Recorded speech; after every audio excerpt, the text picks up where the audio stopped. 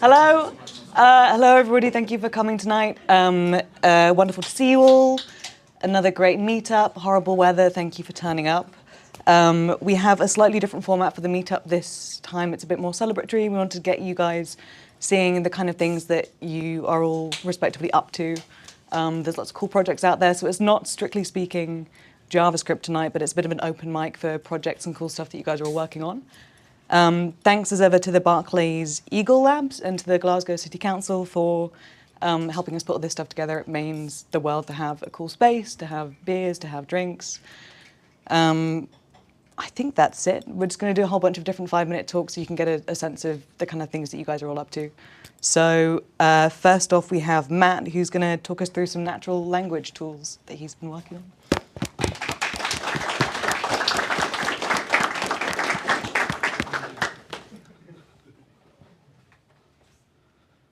Hi, can everyone hear me okay?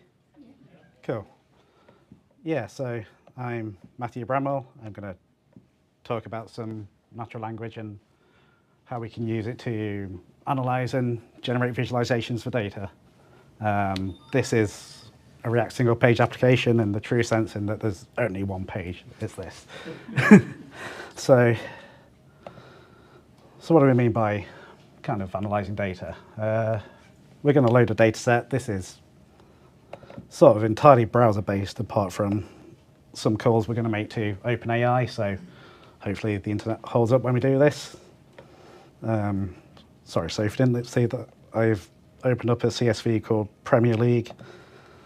I didn't do the Scottish Premier League. This is the English one because no one can give me a straight answer whether Rangers have won 55 or 1 Premier League victories. And also this is an old data set, so I don't know much about football, so if it gives strange answers, it's because it's an old data set. It's kind of what are we going to do? We're just going to go ahead and type a question here. I have prepared a prompt. Yeah, here we go. Which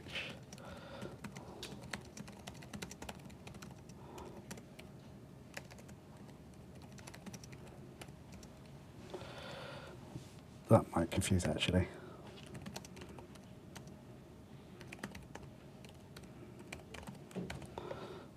And hopefully if we click this, we should see a graph in just a second. There we go.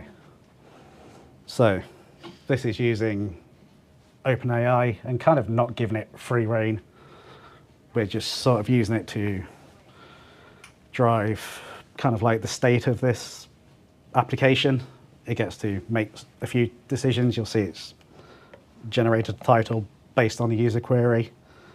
It's picked out 4 teams, which is reassuring. We asked for 4 teams, then we got 4 teams. We can ask maybe slightly weirder questions, which, let's go for 6 teams, let's be adventurous. Have come. I don't know why you want to know this, but it can answer the question.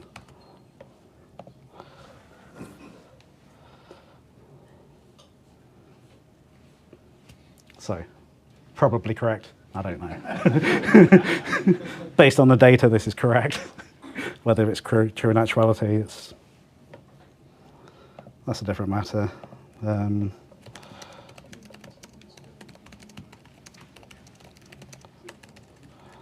We can also kind of generate tables based on the data we have. Oh, that's not even a complete sentence. Let's see if it... See, you don't even need to type good natural language. You can do half-filled sentences, and it fills in the gaps for you. I have no idea how long I've been going, or... Cool, let's see if I can...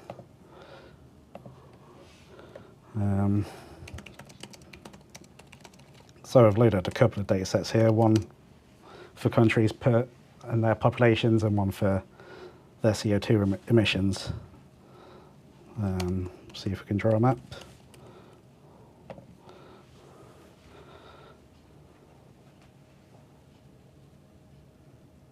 There we go.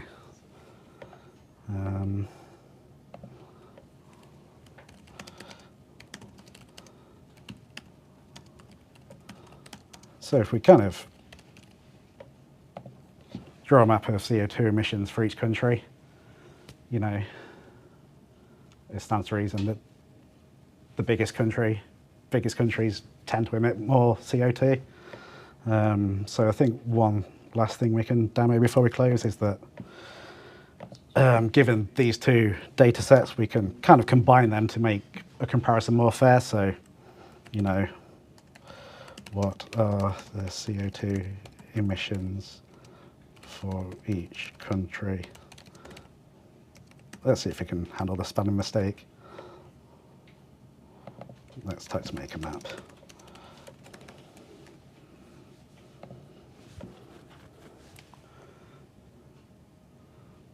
So if we kind of do it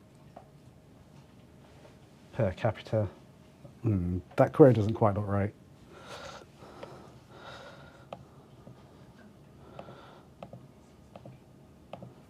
So we could kind of have a look at the query it's generated, which is terribly formatted.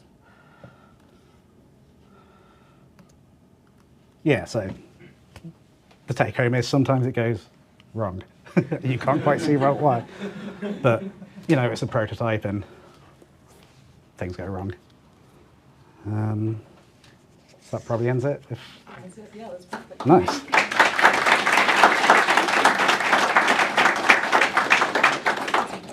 Thanks. Yeah, really nice. I'm going to be an absolute despot with the timing because it's very tight, but that's really cool. And I feel like I'm going to use that all the time to blend in with people doing football chat because I have no idea about this stuff. Next up, a familiar face. It's Jamie to talk about VS Code extensions.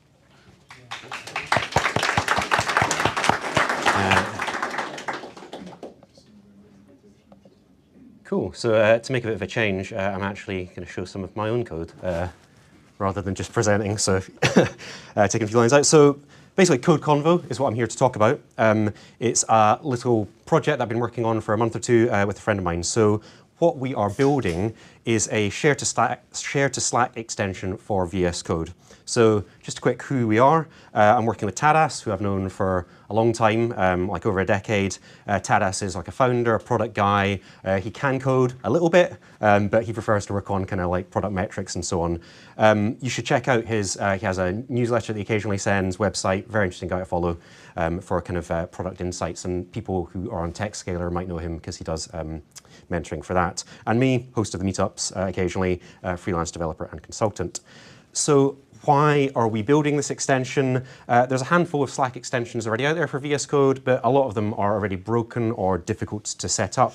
Tadas did a bit of research and found that people do tend to share code. I mean, I'm sure we've all been there in team chat, you copy and paste by, what is this? Or why is this broken? And you know, it kind of sits around there in the chat and then sort of disappears. And then a week later, you're sort of thinking, what did I share? You know, did I share that? What was the answer? So we just wanted to build a small product together to test out working together before embarking on something bigger.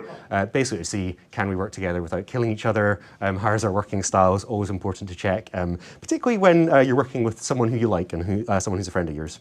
So what are we building? The idea is you're in your editor, you're working on some code, you select that code, you either bring up the command palette, share to Slack, or right-click, share to Slack, whatever your chosen way is. You can set a keyboard shortcut. You can choose your channel. You can send a message. And then that goes through to Slack with some relevant metadata. So like we take the file name, we take the file location, some information about like the Git repository, the selected text that you've got, and some other attributes. So it just kind of makes it a nicer experience rather than just copying and pasting. How are we building it? So this is a little bit of the code. VS Code gives you contribution points. So there are things that VS Code exposes to you as the developer so that you can kind of hook into the API, you can hook into the editor. So you can create commands that you can run, you can add it to a menu, and you can specify conditions when it's shown, like, hey, I want an active editor shown in this language, and then show my command, or like enable my command. VS Code gives you an API that allows you to read from the editor in the application, so you can pull out details, and then you can create web views that appear as VS Code panels for you to create some interactivity. So, registering command, here's some JavaScript, very easy. You've got like extension, there's like starter packs out there. You just register command, you give it a title, a little title like code convo, which is what we're doing, and then show share view, and then you just execute some JavaScript in there. So that could be like pull out the selection or whatever, do some stuff from it, fetch from an API or whatever. This one, I'm just booting a new class that kind of handles the web view. Using the editor API, it's as simple as you get the from VS Code, window is property on that, so then I say window active text editor, then I can get information about like what text is there. You could reformat something, you could replace words, you could replace bits of code. Whatever you can do in JavaScript, you can do with stuff there. So there I'm just getting the selected text, the line number, and the file URI, which then gives me information about the path and so on. Creating web view, you just spit out HTML. You can put in styles URI and a script URI. So I'm basically just putting in the script URI leads to a React application that I've compiled. So I compile a React application, that then gets bundled, lives in on the file system. So then when I create the VS Code extension, it will package it all together. So I'm basically just spitting out HTML, and that appears in VS Code. There are style sheets you can get to make it look like VS Code and inherit values from the theme, so it looks nice within whatever people are using it. Messages get passed back and forth from WebView. So here, for example, once someone has selected their channel and the message that they're typing, I just post back to my extension saying, hey, I'm ready to send to the server. The server then has, the server is my extension code, which can then communicate with the API. So the WebView kind of goes via a little API interface of message passing that I define in order for it to do its thing. So if you want to help us out, we have technically put it in the store, and we've got an API booted. It is very early. I've coded it a little bit. That's a little Google form that will go through to Tadas. So make Tadas happy tonight by spamming his email with your details, early access. We'd love the feedback. So if you use Slack, use VS Code, give it a whirl. Any installation problems, send me bugs, and I would be pleased to hear from you. That's that. Thank you.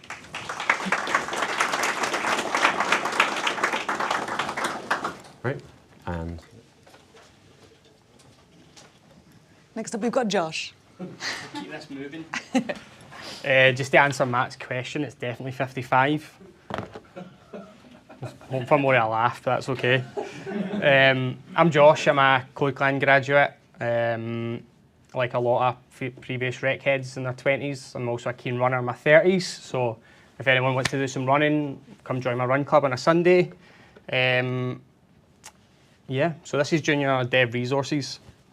A set of useful resources for junior developers to explore different languages that they want to learn about. So you'll see we've got JavaScript, Java, Python, HTML, and CSS. It's got about 1,000 users a month right now, so it's going pretty well. The main reason why I set it up was to essentially clean up my bookmarks tabs in my browser because it was an absolute nightmare. I have like all these resources that I wanted to access in the future, but had no way to like look through them properly, so I decided to build this.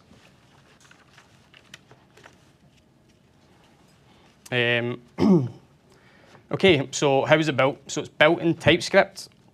It's got Next.js for the framework, and I'm using Tailwind and Shadcn components library to utilize their slick design. I wanted to kind of stop agonizing over really minuscule design details, so I thought that would be the best option is to use a components library for it. It's hosted on Cloudflare Pages, running on green energy. It benefits from a CI/CD pipeline with each GitHub pull request deploying the latest changes to the live website. You can see here up the top right, it's got an add resource button. So essentially just takes you to a Google form, which should get sent to me. So if anyone wants to add any resources to it, then just use this form and then I'll have a look at it and see what to do. I've also built a little side project that I just added to it recently. It's built in Python. It's just a simple project generator because it's something I always seem to struggle with when it comes to deciding what to do next. Some of them might be a bit random, don't really make sense, but I'm working on that aspect.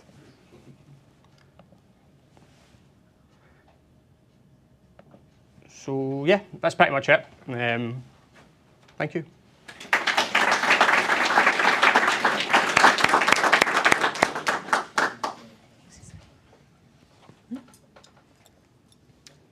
Thank you very much. Lovely, short and sweet. Quick note that we are trying to like smash through it, but there is really cool stuff happening up here. So if you have any questions for people, please find them afterwards and get chatting. Next up, we have Cameron to talk about Bash scripting. Yeah, pretty much. Pretty much. I even got the name wrong. It's Shell, so it is, but I screwed it up. No JavaScript, and I got the name wrong. Yeah. So yeah, I'll try and blast through this as quickly as I can. Sorry, you do have 5 minutes. I don't mean to. No, so don't worry, the pressure's there. Like CI/CD pipeline, so as everyone wants to kind of get on with them nowadays, and an issue that I had was my company basically said, yo, we want a CI/CD pipeline, as everyone does nowadays, to run our test suite, but we don't know what we're doing. Any volunteers? And then I done it, so yeah, self-taught and everything, blah, blah, blah. You can read that, speak to me afterwards. So this was essentially our stack that we were using. Kafka, Postgres, Zookeeper, and these all depended on each other, and they had to run first before we could run your totally JavaScript services or microservices as well. And so those three had to run first before we could run our tests. I thought it was just going to be simple as take your Docker Compose, translate it, and away you go, but no, it wasn't. So I'll quickly show you a little demo of the repository. Bear with me, ignore the 21 commits, that's what happens when you don't know what you're doing. So your pipeline basically runs in this little file here. So I've got two services. One is the dependent service, and sorry, this is just a Python server. Again, really not following this JavaScript thing. But service 2 depends on service 1, so it does. And there's no way within GitLabs to actually say, oh, we want service 1 to run first and then service 2. So say like it relied on another one. So a way to get around that is you can create images and you can extend your base image. So I'll quickly show you the dependent service one. So I was just using Alpine, and you're just pointing to the script that I'm about to show you, and you basically overwrite the entry point and basically say, oh, let's wait for this service first and then do whatever you're going to do with your base image. And then this is the little script here. So it's in Shell, which is what I had to use because our image didn't like Bash. And it's basically just using netcat to ping the port, the host name and the port that you pass through. And here's a little function for it. You can pass in like a timeout, so like 30 seconds, 20 seconds, and then you've got like a polling interval as well, and also like a wait time or grace period. So I'll quickly show you a quick little example of it running within a pipeline. There'll be a link towards this at the end, so if anyone wants to, how the heck do you open this? A link to this at the end. If you know your manager ever says, let's run a pipeline, you know, you can steal my code and there you go, you're the employee of the month. So yeah, I'll show you the, oh, that's my commit. I'll show you the timing out example, so we'll show some logs here. So it'll pull your service down and it'll keep trying to ping for your service 1 and your port name that you've defined, and it'll keep trying for however long you've decided, and clearly this one didn't work. And then your working example here, it'll take, again, it's basically the exact same thing, but the service is working this time, so it'll ping it a couple of times, see if it's ready, and then once it's reachable, it'll be like, oh, I'm reachable, and the service is up and running, and a log, and then you can do whatever the heck you want to do. But yeah, so if you ever get forced to use GitLabs, which I don't really like, feel free to steal this. But yeah, that's it from me. So it is. There's a couple of wee LinkedIn, the GitHub repo for it, and then there's a surprise if anyone wants to scan that one. You'll be pleasantly surprised, trust me. Oh, there you go. Someone's already done it. You get rickrolled. So yeah, that's me. I don't know if I have time for questions, or come and get me afterwards. Thank you.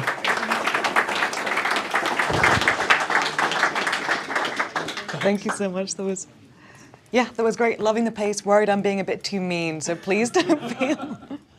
Next up, we have James talk about the Shetland Urban Dictionary. Right. Cool.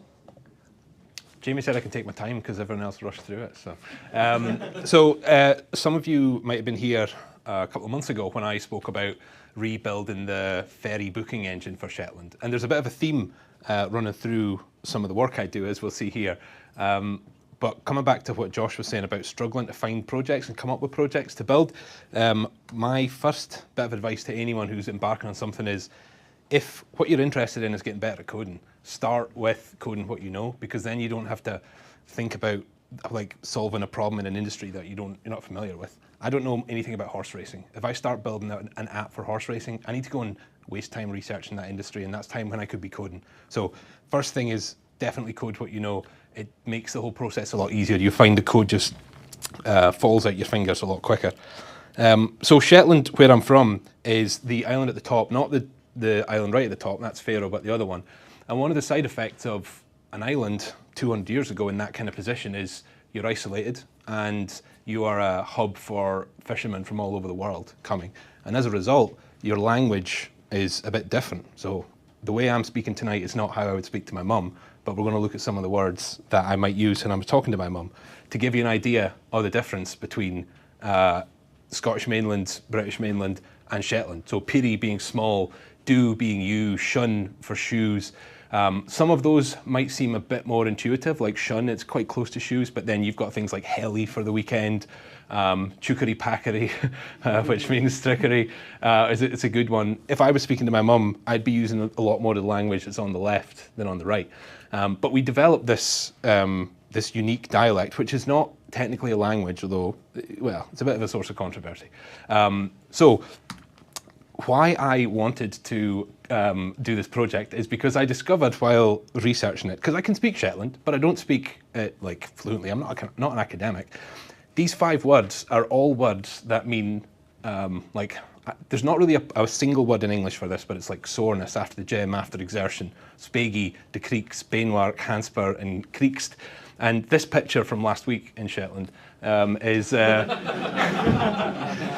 This is how people used to live. They'd go up into the hills and they'd come down with peats that they'd taken from the hills. Now, why is this all important? Well, I realised that I say spegi. That's something I would say. My mum's mum says de creeks, and my dad's mum says hanspur. So there's 3 different words, but we all grew up in different parts of Shetland. So I thought, well, could we, is that information being captured? My granny is 90, the other one is 86. They're not going to be around forever. And if someone doesn't write that information down, how are we ever going to know that this part of Shetland uses these words? I mean, for the 2 people that are actually interested in it. So starting on a project, and one of the things that I quite like to do when starting on a project is think about stuff you want to learn, stuff that you might not use in your work. So for me, it's, believe it or not, responsive design.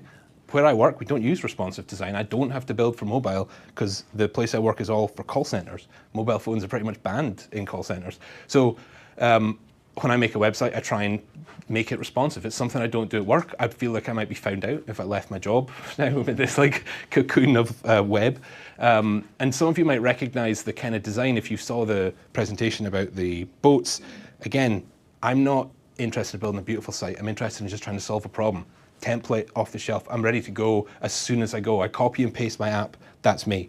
Another thing that we don't use in my job is internationalization. If you've not come across it, it's just the change in languages on a page. And because this is a Shetland dictionary, well, what should the default words on it be? Probably should be in Shetland. So if we go back a thing, I don't know how visible it is for people at the back, but some of those words in that description on the intro there will be understandable, some of them won't. So we have this internationalization thing, and for those who haven't used it, there's a lot of different ways now, but traditionally you have this kind of code that links back to a JSON file.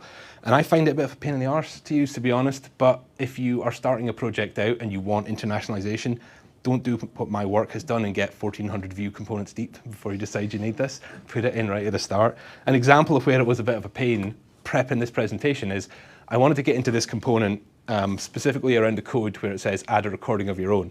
So Vue dev tools I suppose I could use. I searched my code base for that string. It came up with the end.json file. I found the key in the end.json file, and then I found it here. A lot of that relies on your internationalization keys being really good so that you can find that stuff, but it can be a bit of a pain in the arse to work with. It does add a lot of value to the app, and I think that we couldn't have launched the project without it. But if you're going to do it at the start. Don't do it halfway through the project. At work, we were going to start a project where we wanted people to be able to leave voice notes. No one in the team had ever worked with the browser's API, so I thought, well, let's try and build this into this. So I built a feature onto this where you could record it, record yourself saying the word. Now, when I tried to do it to prep, somehow I ended up with some problem where it wouldn't actually play the audio back, so I can't play you me speaking Shetland. But I realized I thought this was a really difficult thing to do. Turns out, one JavaScript function nearly gave me everything I needed here. It unfortunately records it as WebM, everyone's least favorite format. But I just passed it to the back end and used FFmpeg to convert it in MP3. But again, something that we were going to use at work. I wanted to get ahead. I wanted to impress at work. So find an excuse to build it in. And then as we go back to when I started this off, I wanted to be able to start tracking, like, where in Shetland are these words spoken, so that ultimately I could have, in an ideal world, had a map of Shetland that looks like this map of America with the spikes, so I could say, like, oh yeah, these words that my granny's using, of course that makes sense. The concentration is on the island she grew up in, whereas my other granny, it's the other island she grew up in. I wanted to be able to track it like that, but it never really got enough uptake, which was an interesting lesson, because you think you give something, put something on for free, I paid for all the hosting, you can make what you think is a good thing, and it had some users, but it didn't take off. I just took it offline recently because I couldn't be arsed to pay for it anymore, really, to be honest. So if anyone's got cheap hosting, let me know. But yeah, the whole process, I think, if I can sum it up, is like building what you know, like knowing the Shetland language meant this was really easy. Understanding the problem that we had because I grew up there, I didn't have to think about the product side of things. I could just focus on the code. Learn by doing.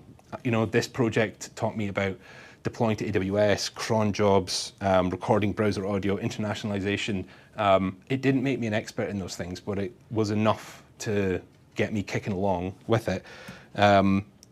Take risks as well. There was a risk involved in this. Like, I actually scraped some of the Shetland Dictionary's online data to build this dictionary rather than gathered it ethically, but it worked because it got the local group's attentions, and they helped kind of test the product for me. And then lastly, just scan random QR codes. See, when people are up here talking, just scan them. You never know what you might get behind them. One of those goes to the repo and one of them doesn't. Good luck. That's it. Thank you, guys.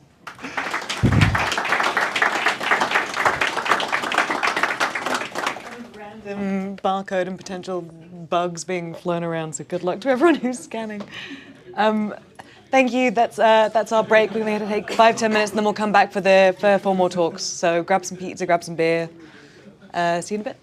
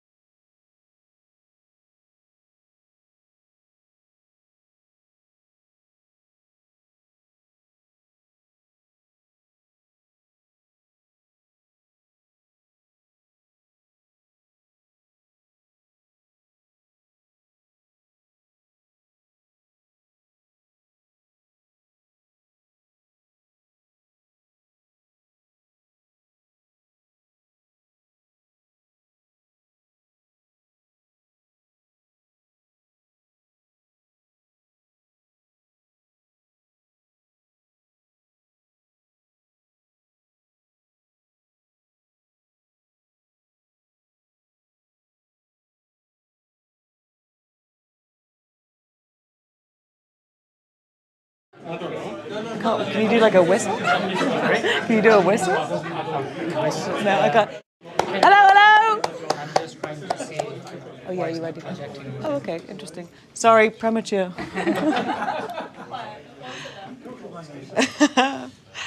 We got. Oh, okay, easy. All right, cool, amazing. Thank you everyone for coming back so promptly. We have Taneem to talk about NanoTrade.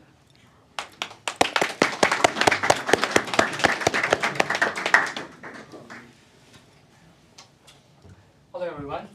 I'm Taneem, founder of Blockify and co-founder of NanoTrade. I'm a seasoned software developer, part-time developer, full-time founder. I've been working in the blockchain industry for like 3-4 years now, and I founded Blockify in 2021. Blockify is a software development company, and we are serving clients in blockchain technology. We specialize in blockchain technology. We've got clients in the UK and US and Europe, and are expanding our operations in various tech stack. Let's talk about something crypto. Crypto investment management was never easy because crypto data is dispersed and unorganized.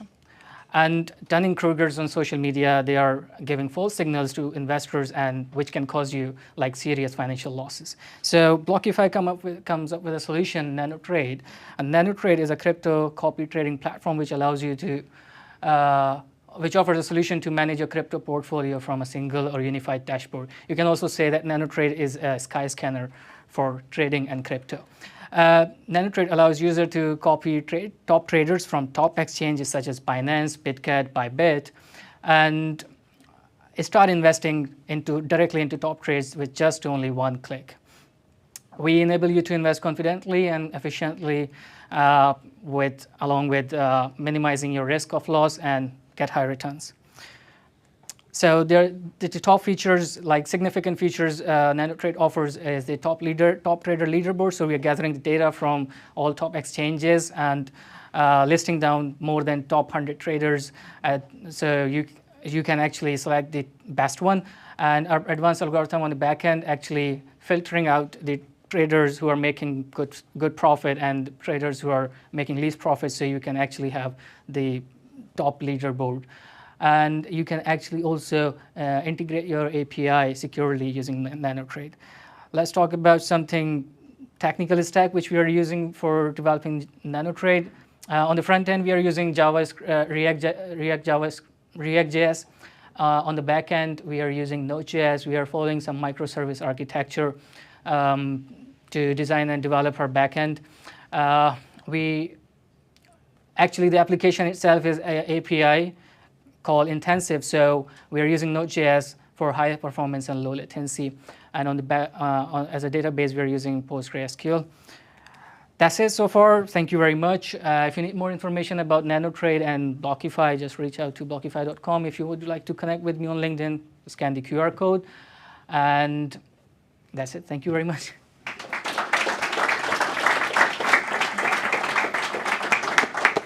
Yep. Thank you very much. That was very cool. Again, questions at the end. Sounds like there's a lot to dig into there. Next up, we have Stephen, who's going to talk to us about an e-commerce app.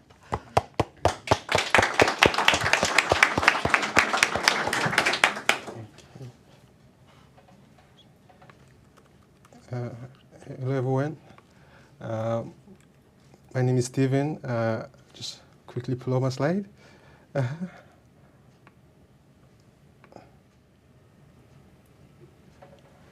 Okay. Hello, everyone. My name is Stephen Ogechi. I'm a full-stack developer with over 7 years of experience creating full-stack application in .NET, MongoDB, the main stack, like you all know. So I'm going to be giving a brief talk about an e-commerce application. Basically, it's an overview of an e-commerce application called StevieWares. It's a full-stack application built with the latest React technology. So I leverage some of the latest techs like the Stripe. Stripe is a kind of is a payment processing platform that processes online payment and stuff. So yeah, so basically StevieWares is the latest. I use the latest technology in building the product. And yeah, so basically I'm going to be covering some topics like the overview, the benefits of integrating payment gateway to an e-commerce application, how to avoid cart abandonment by implementing a seamless checkout process. Have you ever been in a situation where you're trying to like buy something online and you're at the process of checking out, and it's like you're just like you have to have a lot of patience to check out. It's almost like you need to have a PhD degree in patience for you to check out, right? Yeah, you have to be patient enough. Just like some people say, have you like imagine the checkout process to be like you're in a relationship. This minute you're in, the next minute you're out, because you can't check out, right? Due to like some payment platform, for example, they can tell you to sacrifice a goat before you can check out. You need to like do so many stuff, fill 10 forms. You need to go and scream and come back, take a shower, just to check out, right? So these are some of the the challenges you face during trying to buy a product online. So what Stevie West does, I try to like build a website that streamlines the checkout process, making it a kind of like a very simple for a layman who has no knowledge about the website, because it needs to like for you to be able to like say that your website is actually has a great user experience. It needs to be easily understood by a layman who has no knowledge about tech. They should be able to like go through your website, navigate around it and stuff, right? So yeah, that's it. So my name is Steven, I'm from Nigeria. I'm the founder of SleekCode. Basically, SleekCode is a software agency. We build websites for clients, custom websites. Yeah, so I work alongside my company, trying to oversee the company, make sure it's floating and going well. So I'm the founder of SleekCode. Like I said, initially it's a software agency. We build software for clients and stuff. So I'm also affiliated to a company called Aspire. So basically, Aspire is a housing and personal development services. We offer services to individuals out there for housing support and stuff like that. So that's it. Yeah. So this is the landing page of Stevie West. As you can see, your card is empty. We have the home page. We have the shop. We have the sign out. We have the card. And yeah. So basically, I'll talk about some of the benefits of integrating payment gateway to an e-commerce application. We talk about competitive advantage. You're going to agree with me that a company or an enterprise that has, a secure payment gateway is going to be far more ahead than a company who doesn't have it, because obviously everybody want to run down to the people that have a secured payment gateway, right? So we talk about the enhanced user experience. So basically, having a good payment platform can enhance the user experience. Seamless payment integration improves user experience by eliminating the need of navigating to external website, just to make it easier for your clients. Improve cash flow management. So having a good payment platform can lead to an improved cash flow management in your company, right? So yeah, that's it. So we have the global reach. You're able to reach a large set of audience. When you have a payment platform set and put in place, you're going to be able to reach out to people who are in the remote areas. Like for example, in the African areas, you're going to be accepting different currencies, Naira, in cities, just name it. So that's the benefit of having a payment gateway in your e-commerce application.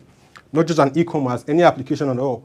It's actually beneficial to have a payment platform put in place where people can easily pay, check out, and make sure it's streamlined to meet your audience expectations. So avoiding cart abandonment, right? So these are some of the jokes I pulled out from. So permit me, you can laugh when you see something funny. You're permitted to laugh. So we have here online shopping, where adding to cart is easy, but checking out requires a PhD in patience. Just like you could see, she's trying to check out, but she's frustrated, right? Because she has to go through a lot of stuff just to check out. She's actually tired, and yeah, that's it. So we have trying to check out online is like being in a relationship with commitment issues. 1 minute you're in, the next you're out. That's it. You ever feel like the online checkout process is plain hard to get? Like, oh, you want this? Fill out these 10 forms, verify your email, sacrifice a goat. No wonder we abandon our cars faster than the sinking ship, right? So I once tried to buy something online, but the checkout process was so slow, I had time to reevaluate my entire existence. By the time it was done, I didn't need the item anymore. I needed therapy. So that's just it. So basically, yeah, I'm going to run through the code.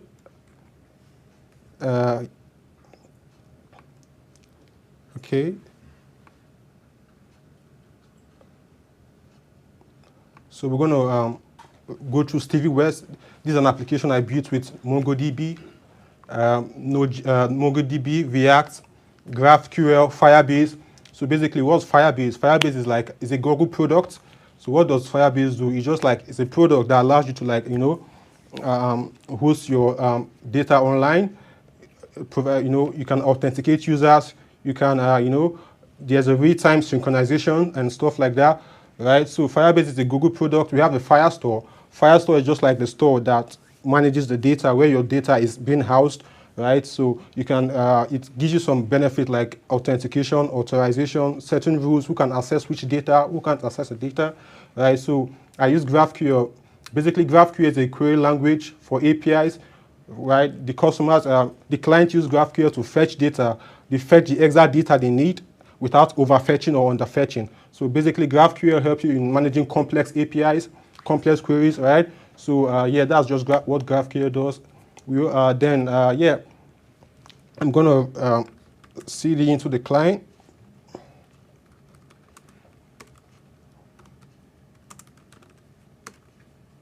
Okay, I think I typed the wrong commands.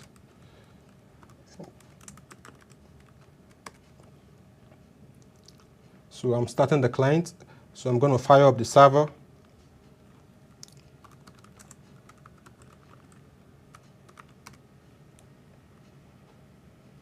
Okay, the server is up.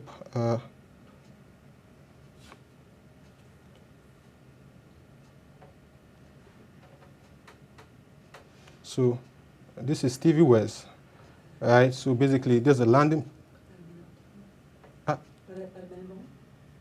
Okay, this is the landing page of Stevie West, right? So as you can see, I already have some item. I try to check out. So it says I should sign in, right? But I'm just going to create an account, and I'll just call this test user. Email, I'm just going to copy this up. I'll paste at gmail.com.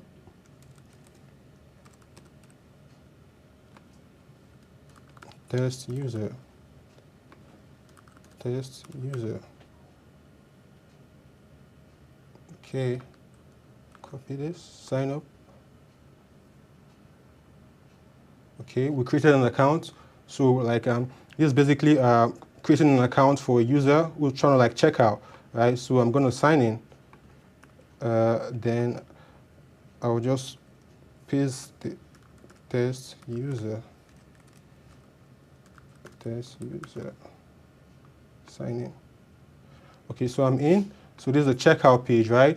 So these are the items I've added to my cart. So I can cancel if I don't want it. I can just cancel it, right? So I can go back to my landing pages, my logo, Sleek Codes. Like I said, it's a software agency. We specialize in building softwares for clients. So I can just come to the jacket area. I can add this to the jacket. So when I add to jacket, look at my cart up there. It says one added, as you can see. So I can go to the women's area, and this is the women's area.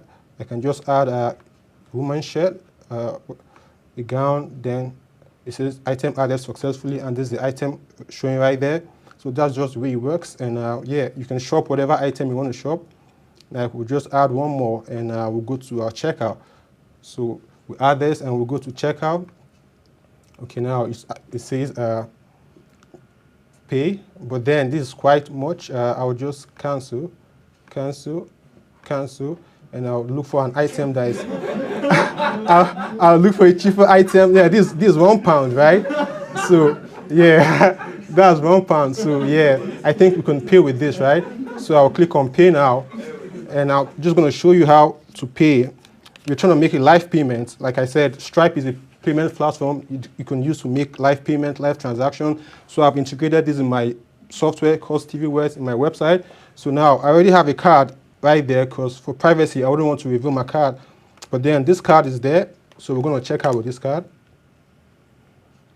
So it's verification.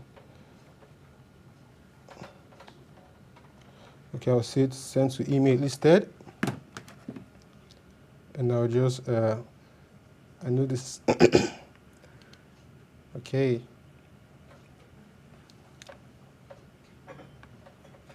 Okay, give me a second. This was right. Okay.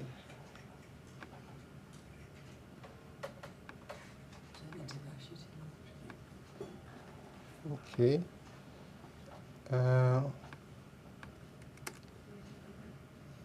Reload.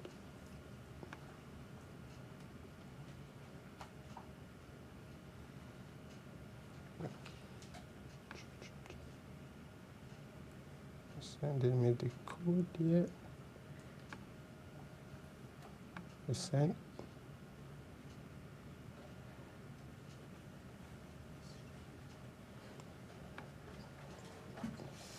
Okay. Okay, I think we have it, right? So that's it right there. And I'll just copy this and I'll go back and I'll click here.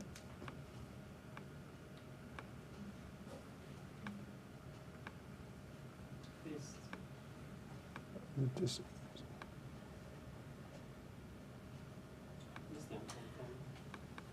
Wow, it's disabled. Okay, I'll just try again. Yeah, just. That's email instead. I'm just trying to like make sure we like complete the process. Just give me a second, then. Okay, I think I have a new. I have a new. And I'll just. You've got a different Chrome window open. Yeah. Okay. Okay, that's it. £1, right? So I'll confirm this. Your card has been declined. I really don't know, but it shouldn't be though. Yeah, so that's just it. And yeah, that's just how you can you can process the payment. And yeah, yeah, thank you. Yeah.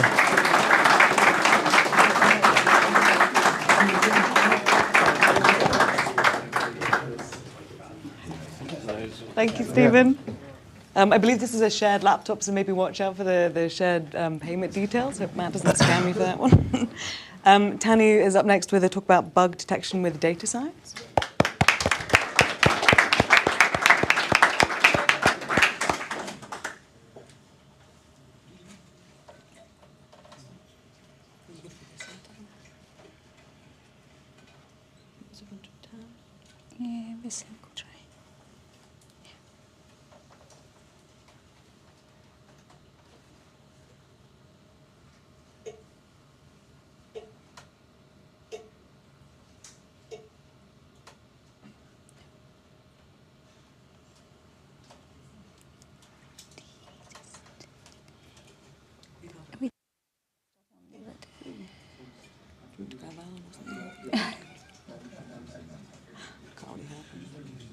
Do I need to download it again?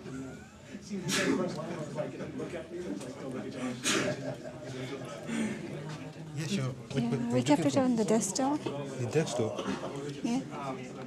You're far, right? Which of them? This one? Detection Yeah, of goods, right. Okay, there you go. Thank so you. you can just move it. Yeah. That's it. There you go. Yeah. Hello. Hi, my name is Tanu. I have recently completed my master's in data science from the Loughborough University nearby to the Leicester, and I'm basically from India. Currently looking for the jobs, and that was the dissertation project which I completed and submitted, because I wanted to do something from the software testing. I wanted to combine software testing along with the data science, because whatever we do along with the manual testing and the automation. We never try to find new methods which can save our time and give us more productivity out of the product. So according to that, we move to that next one, the next slide. So background is like if I have to use the Android phones and we have the different codes to run on that, *#9900# if somebody is using Samsung phone can run and check right now, they will find the logs options that they can just trace the logs, instant logs, they will get the runtime logs, and then those are converted into a file, and those files are converted into CSV, and then we use it on the Python. You just maximize your slides. Yeah. How do we do this on a Windows laptop? It's Function F5. yeah, thank you. So my purpose was to see that what time does the bug takes place, because we use nowadays, if you see that with the help of React.js, we can create, last time if anybody attended the session, in that we created at least 2 apps on runtime within 3 minutes. There was our friend who actually showed us that it can be done within 3 minutes. So how do we detect the bugs in that? That is our main purpose. And do we need to create the test cases every time, new test cases? We don't need that. We can use it with the help of data science because we have already created so many methods for that. So there are different, either you can create your own data or you can take it from the bug finder tools or many other various processes where the data is already available in the form of logs, and the logs are in the form of JavaScript. And then it goes to the data cleaning. You need to pre-process the data properly, and then you have to run it on the ML. And next is like handling the missing values. You need to just put your own you can say prediction methods just to see whether the data is actually valuable or not. There are many things which you will find that which are not useful, but they are useless. You need to just, out of the clutter, you have to take out the best. And next, when we go for it, and the algorithm sections, you need to run different like random forest and other methods just to check formula that whether it is working, supported, and which is actually saving your time. There will be options, many options. Formula 1 is also there, so you need to check that which is the best option for you. And next, what we do is data set overview. You can predict yourself as well. If you are like working in this field, you will guess that where it can be, because there are exceptions as well in the devices, which doesn't allow you to trace all the bugs at one time, but it has a different timestamp which is running. For example, if you're watching some YouTube and you receive a call and call gets dropped, that's a network issue. And if the video gets stopped and doesn't play, it is a streaming issue. So you need to check according to the keywords that where it is, it can be exception, it can be fatal, it can be other errors. And that can be detected according to the mean, median, mode, and statistical options which are available for machine learning. And this is how the data looks after pre-processing. And these, if you will see, there is device ID, there is the app version, there is Android version, there is timestamp, there are threads. With the help of thread, we actually detect where the bug is. And next is like random forest and gradient boosting, which I used for my own project. You can use the different methods as well, and decision tree. And after that, again, putting the random forest because I needed to make a visualization project as well for later, using the Tableau and Power BI.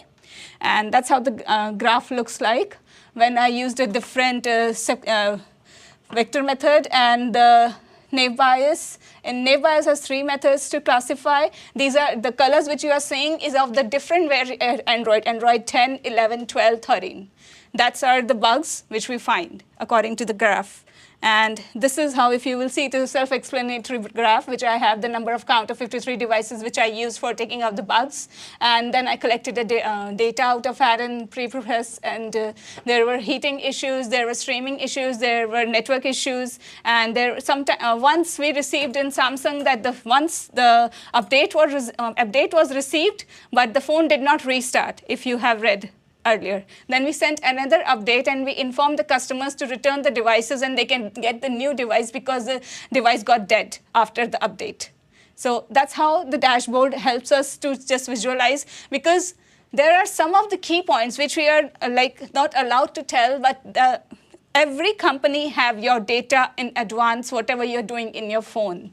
So your old data is already with them. It is not protected so much that you think. So even if it is an iPhones or it is Androids, keep your data safe as much as possible and don't put it on phones, I'll request. And these are the models which we use, like predictive modelings, which is understanding absolute time, because time is the major thing in searching the bugs, and highlighting those bugs which are actually very common. For example, force close of the applications. If you are using some Android phones, either it becomes sluggish or it becomes a force close, or if the memory is full, your phone will not be able to respond the way you want. For example, if you are using a camera, if you will compare the S24 camera and you will compare S22 camera, they both have a sluggish problem, but the sluggish in the S24 will be less than the S22, because if now they have given the 100% zooming option, you can see the moon in the front of you, just like an enlarged one, but they have different clarity process. And they're improving on that. Like they give raw images options. Now they have started in UI 6.1. If you'll see, there is a new AI option in which you can enhance your pictures more. I have recently just downloaded UI of 6.1, if you'll check. And thank you so much for this. I hope you understood. And that's my LinkedIn if you want to connect. Thanks a lot. Thank you, Tanu. I hope everyone's going to wipe all their phones of all the personal data after this talk. Last open mic talk of the night comes from Jamie, I believe.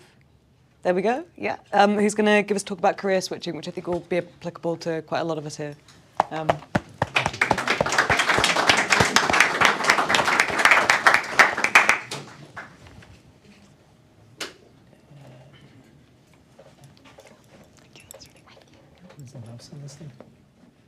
Where's the slides? They're really loaded up there. That's a very good question. But there were some tabs at the top. Yeah, be great. Thank you very much. Which one? So it's, I can't remember what it's called now. Name's Jamie though. Yeah, maybe that one. Yeah. GlasgowJS? Yeah, it could be that one. I can't remember the name. That's the one, yeah.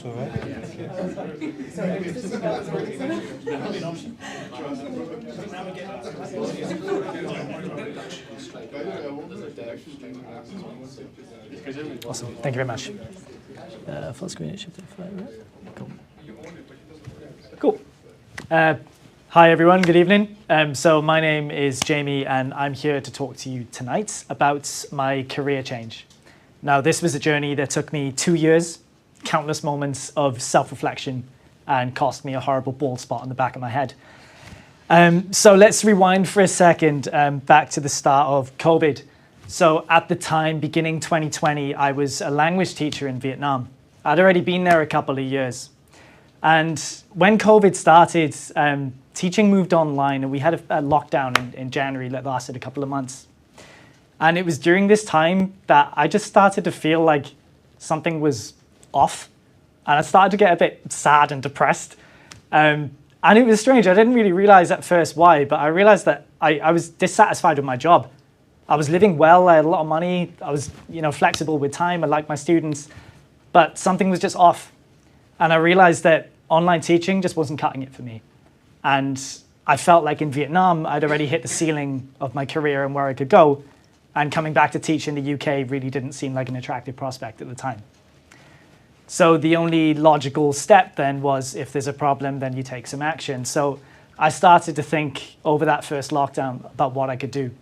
And when the lockdown lifted, I actually went to a coffee shop on a Sunday afternoon, I remember, ordered my favorite iced coffee, and sat down to answer the question, what the hell am I going to do with my life? In one afternoon. A problem that people grapple with for years, I was just going to solve in a couple of hours.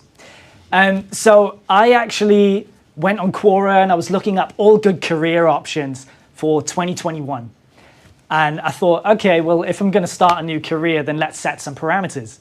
So I thought, yeah, okay, I want something that allows me to work remotely maybe. And if I'm going to choose a new career, then I may as well choose something that makes a bit of bank. So I narrowed it down to 7 options. And I tried 3 of those. I set about one by one. First of all, I started by making documentaries. I had no idea how to do this, but I taught myself how to use a camera, I taught myself how to edit, and I made a 1-hour crap fest, which is about the Lunar New Year festival in Vietnam. And it is a piece of crap, but it's my piece of crap, and I'm proud of it. But the career path ultimately into documentary making in the UK wasn't for me. So I moved on. And then I tried digital marketing. And sorry for any digital marketers in the room, but I absolutely hated it. And I committed to it for about 2 months and gave up and moved on again. And then I tried coding.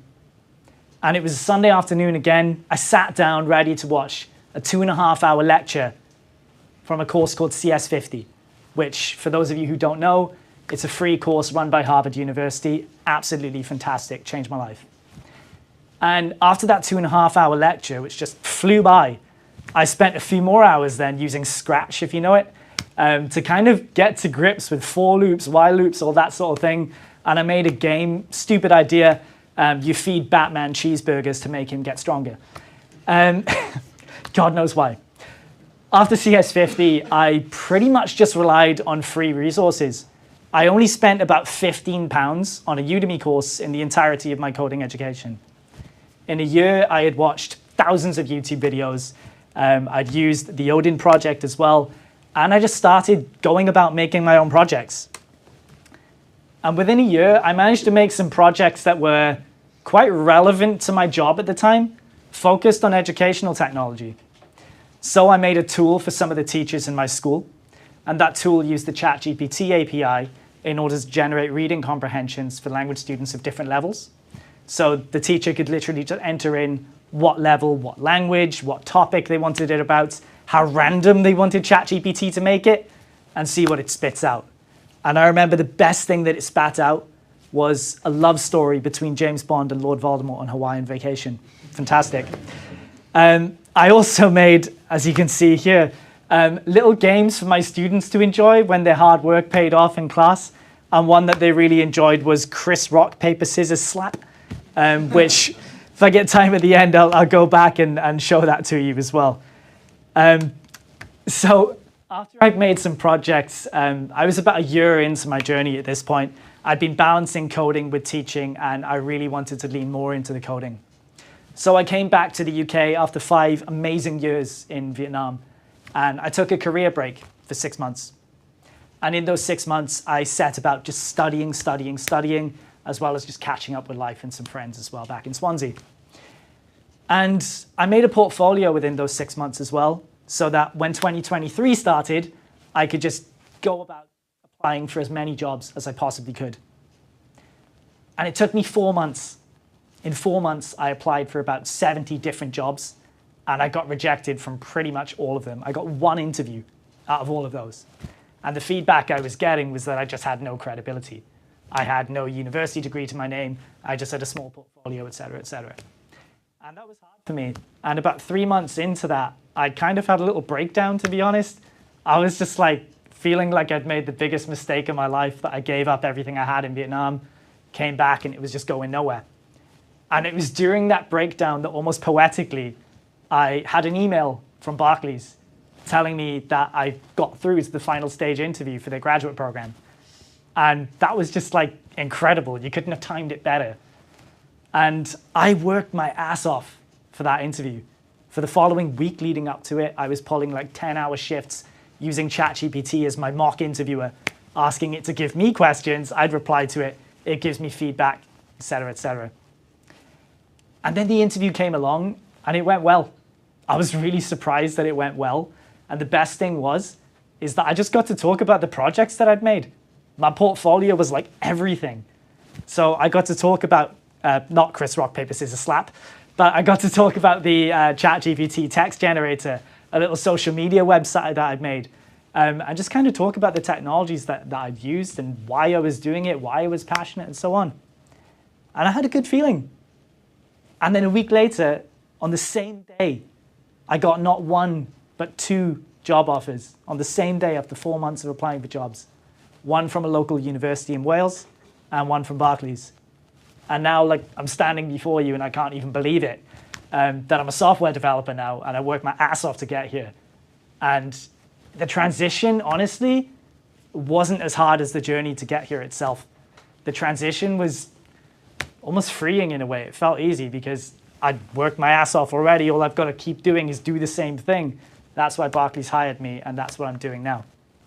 So if I can leave you with one piece of advice here today, it would just be to say that follow your passion, because even though your career may not be straightforward, with enough will and determination, you can carve out a path that is uniquely yours. Thank you very much for listening.